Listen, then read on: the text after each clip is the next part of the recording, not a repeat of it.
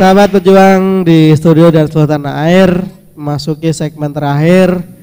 Seperti yang saya bilang, saya rasa kayaknya waktunya kok sebentar banget, baru mulai udah mau habis gitu ya. Padahal banyak sekali yang ingin kita tanyakan, yang ingin kita gali informasi pencerahannya dari tokoh-tokoh yang sangat luar biasa memahami ekonomi secara fundamental, bukan ekonomi yang tidak menyentuh dalam sektor-sektor yang menguasai hajat hidup orang banyak.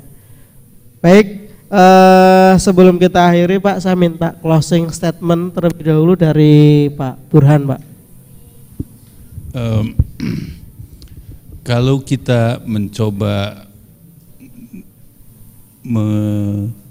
melakukan trace back, mencoba melihat sejarah perjalanan bangsa ini di bidang perekonomian, saya mungkin bisa mengatakan bahwa negeri ini sudah gagal sampai hari ini menyusun perekonomiannya dengan baik.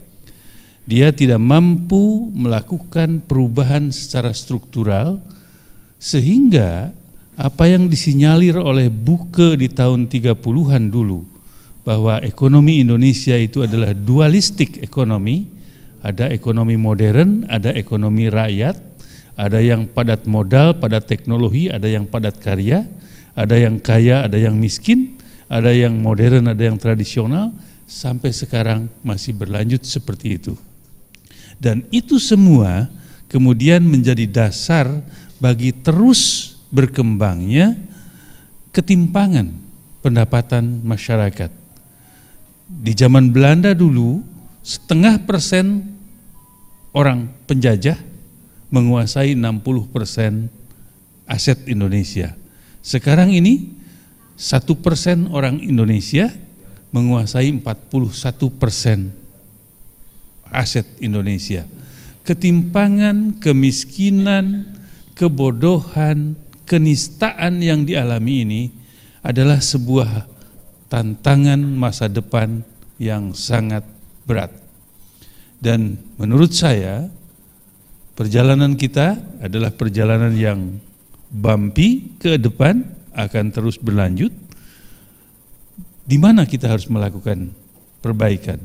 Saya lebih percaya bahwa bangsa ini harus melakukan, mendidik dirinya supaya menjadi bangsa yang beradab, bangsa yang berbudaya, dan bangsa yang berekonomi sejahtera. Tanpa pendidikan yang baik, kita tidak mungkin bisa bersaing. Kita sekarang ini rata-rata hanya berpendidikan SD plus 9 bulan. Bandingkan dengan negara lain yang pendidikannya rata-rata D3. Bagaimana kita bisa bersaing? Jadi pendidikan, pembudayaan, dan peningkatan peradaban bangsa ini hanya bisa dilakukan dalam satu kurun yang sangat panjang. Dan kita harus mulai dari sekarang. Terima kasih. Baik, terima kasih. Pak Hebe, silakan closing statement-nya. Iya, saya ingat seorang presiden di Amerika ketika krisis ekonomi mengatakan bahwa kita akan kita akan perangi krisis ekonomi ini. Gitu. Dengan apa? Dengan logika perang. Artinya kalau kita mengaca kepada Indonesia yang hari ini masalahnya begitu kompleks sekali. Ada masalah perundang-undangan, ada masalah dominasi asing, ada masalah kemiskinan, ada masalah ekonomi kerakyatan yang hari ini itu morat-marit luar biasa. Hanya bisa kita perangi itu, hanya kita bisa atasin dengan logika perang. Artinya logika perang ini hanya dimiliki oleh tentara yang memiliki karakter, yang tahu apa yang dibela, yang melakukan apapun yang harus dilakukan. Jadi kalau kita bicara undang-undang itu penting, kita bicara kekayaan alam itu penting, kita bicara pengusaha itu penting, kita bicara hukum itu penting, kita bicara perbankan itu penting. Tetapi ada satu hal yang jauh lebih penting dari segala-galanya. Satu hal itu adalah pembangunan karakter. Kita harus memiliki sebuah bangsa yang berkarakter, yang memiliki jati diri, memiliki keyakinan, dan tahu apa yang harus dibela. Jadi karakter adalah segala-galanya. Tanpa karakter bangsa Indonesia nggak akan kemana-mana. Baik, terima kasih Pak Happy Trenggono, Pak Burhanuddin Abdullah telah hadir. Saya berharap ini bukan pertama dan terakhir ini Pak buat Pak Burhanuddin untuk hadir ke sini untuk menginspirasi para pejuang-pejuang kami untuk ambil bagian dalam membangun agama dan bangsa.